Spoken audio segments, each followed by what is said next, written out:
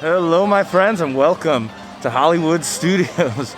Back down here in Orlando, and I wasn't sure if I was going to do a vlog down here, but I think I'm going to do a quick little visit here, do like a quick 2 and 2, what I would like to call the ballerina vlog, the 2-2.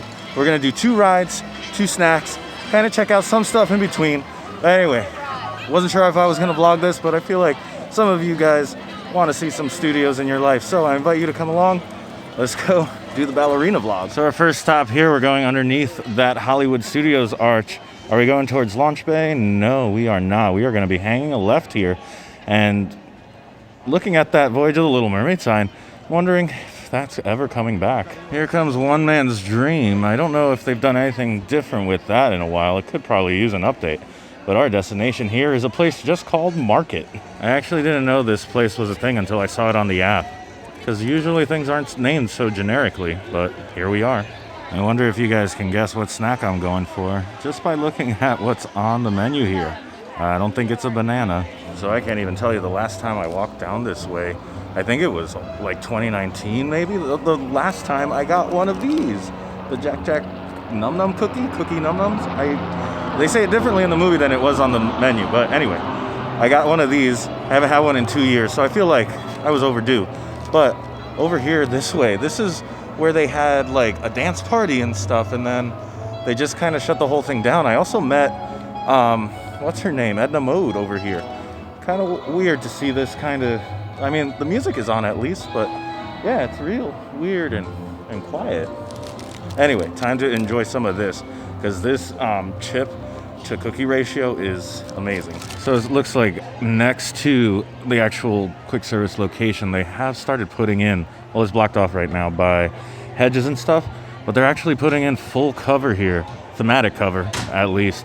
Not quite sure what it's supposed to be yet, but yay, some actual shade to address how hot it gets in Toy Story Land.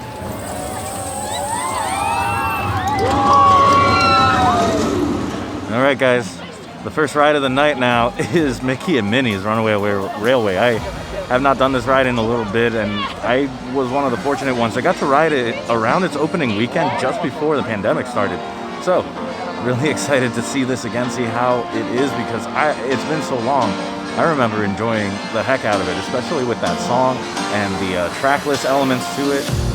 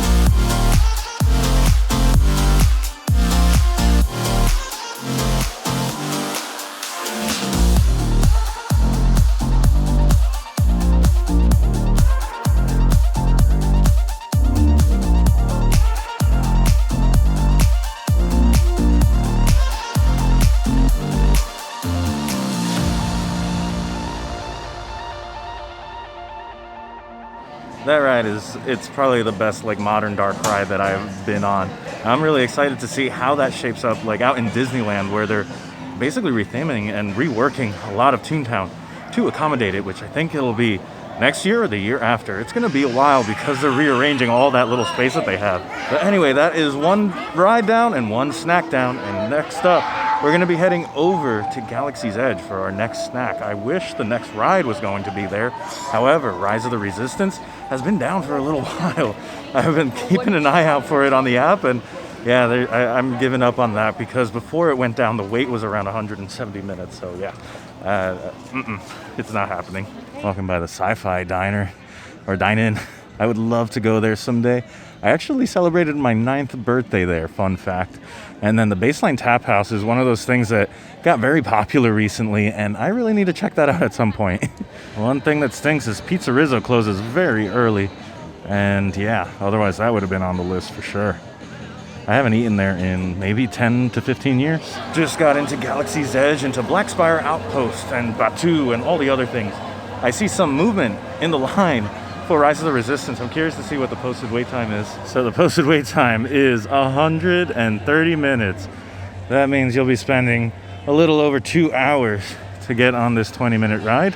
It is a good experience, but I don't know about that. Like, now that they're doing standby, maybe it makes sense at the end of the night, kind of how some people would do Flight of Passage. But I don't know. You tell me how long you would wait for Rise of the Resistance. For me personally, I think that for Rise, it's one of those things I would either do first thing in the morning or the very last thing at night. But that's because I'm not a local, I'm traveling here. I want to try to make all of my park hours count. So if I can do it, be one of the first or be one of the last, that means I'm not utilizing the time that everything else is open. Take advantage of that, you know? But that's just my strategy, my line of thinking. All right, we've come upon our destination, which is not the Millennium Falcon, but it's just over this way, Docking Bay 7. So here is snack 2. This is called the Outpost Puff. I don't know exactly what's in it, but it's supposed to be chocolatey, and you know that's up my alley. And also as a bonus, I picked up the spork little thing that they have here. So that's exciting. But yeah, Outpost Puff here at Docking Bay 7. So like 90% of that Outpost Puff was delicious. However, that 10%, the like pastry part of it, I think it had been out too long. It wasn't fresh at all, unfortunately. But everything around it, it was this close to greatness. Ah, man. If you can get that one made fresh, go for it, because the flavors there were excellent. That mousse, I think it was a panna cotta, terracotta, whatever it's called, was really good. But then just the pastry that a lot of it was in was like really rough. It was like biting into stale bread almost. It was disappointed by that because I sense its potential. Anyway, we're gonna do one of these to get to the second ride very quickly. All right, guys, here we are staring at our next destination. Although I haven't seen it this beautiful. What are they calling that this time? The Beacons of Light for the 50th. Wow, that looks amazing. Oh boy, we're inside here in the lobby. I love the look of this. It's unfortunate though that they put that divider up again, so you can't really get nice, good, wide-angle photos. Like if you look at my Instagram, I have quite a few of those, and it's just so good. I actually promised a friend I would take a photo here.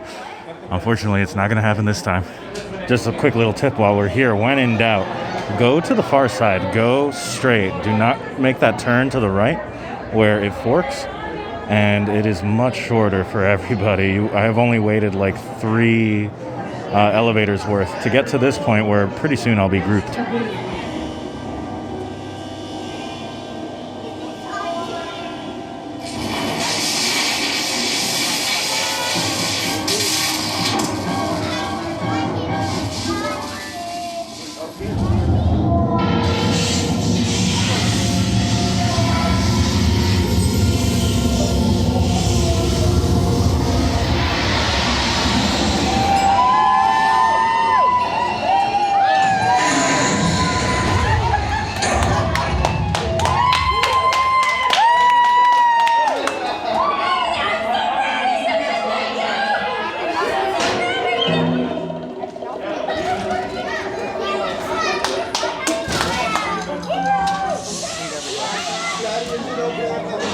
All right, my friends, that finishes up with Tower of Terror and our second ride for the night. Got it done fairly quick. The wait times drop pretty fast once the sun goes down, because a lot of people are like, hey, how's it going with Rise? Oh, park hopping opened up. Oh, Festival of the Arts is happening.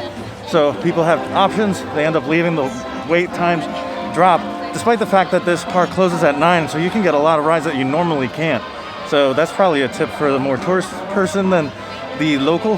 But at any rate, thank you guys so much for watching, joining me on this attempted little ballerina vlog. I think I was 1 for 2 on the snacks. Wasn't really digging that Outpost Puff, but getting to do Runaway Railway and Tower of Terror in quick succession makes for a great night. So anyway, all that being said, thank you so much for watching. I'll see you next time, and I hope you go make your own adventure. Bye.